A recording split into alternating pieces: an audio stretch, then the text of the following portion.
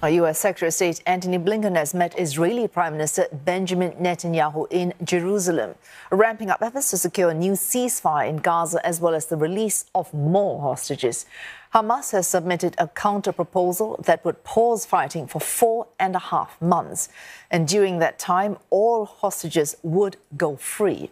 Mr. Blinken has said he would discuss this counterproposal with Israeli officials. Ahead of his arrival in Israel, he said that securing a ceasefire agreement was possible, but warned that a lot of work was needed to get that done. Meanwhile, Saudi Arabia says that it will not open diplomatic relations with Israel unless an independent Palestinian state is recognized. It added that, quote, Israeli aggression in the Gaza Strip must also stop and that Israeli forces must withdraw from the territory.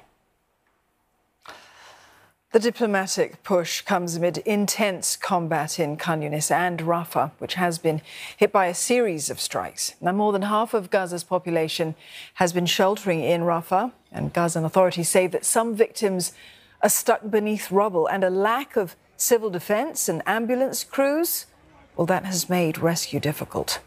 The UN Aid Coordination Office has sounded the alarm about major fighting in the crowded city. For more, Sarah Coates joins us. She is live for us from Tel Aviv. Sarah, do we know how discussions have gone between Mr. Blinken and Benjamin Netanyahu at this point? Is a new ceasefire any closer?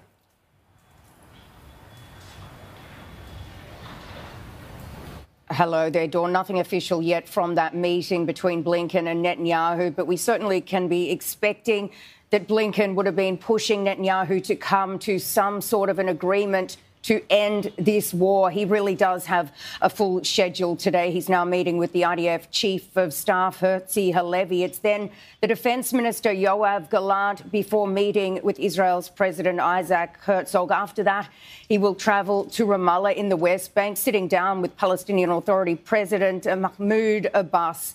And look, it is important to say that we do know that Hamas has now put a counter-offer on the table following this framework that was developed in France a couple of weeks ago. I'll run you through what this looks like.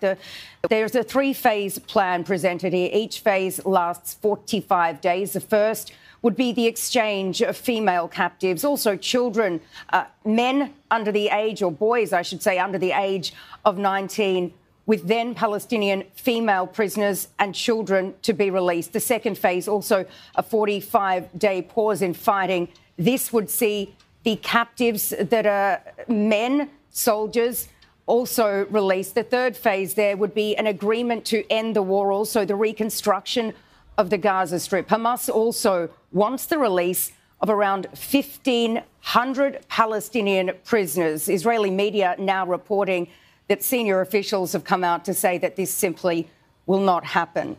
We have been hearing from the US Secretary of State Blinken. He's been saying that it is possible that a deal may be found, a lot of work left to do, but that same optimism certainly is not being felt here in Israel. You just need to listen to what we've been hearing from the Prime Minister Netanyahu day after day. He's saying that this war simply will not end until Israel achieves its goals in the Strip, defeats Hamas, kills all of this Hamas leadership. So in saying all of this, large gaps do remain between these two positions, between Israel and Hamas. Hamas wanting this three-stage plan, wanting a ceasefire at the end of it.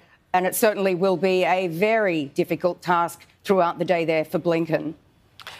Difficult indeed, and there has been no let-up in the fighting up until now, at least recently, Sarah. But meantime, those hostilities, they've intensified even in Rafah. What's going on there? Can you give us an update? And particularly, why has that area become a new focus for Israeli forces?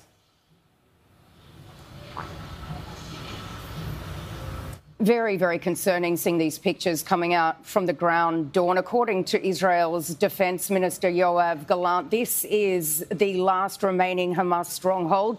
The Israeli military believes that many of these senior Hamas leaders, we're talking here Yahya Sinwar, the head of Hamas in the Strip, who's accused of being the mastermind of these October 7 attacks. The military believes that these people have fled Khan Yunis and have moved down to Rafah, that they are potentially hiding in these tunnels there now. This is why the military is targeting that area. But the alarm bells they are ringing. The United Nations is calling this a pressure cooker of despair, saying that a large-scale loss of life will potentially happen if there is an Israeli ground incursion. We do need to remember that this is an area that was declared a safe zone. More than 1.4 million displaced people are sheltering there, Dawn. Sarah, thank you for that update. Sarah Coates there in Tel Aviv.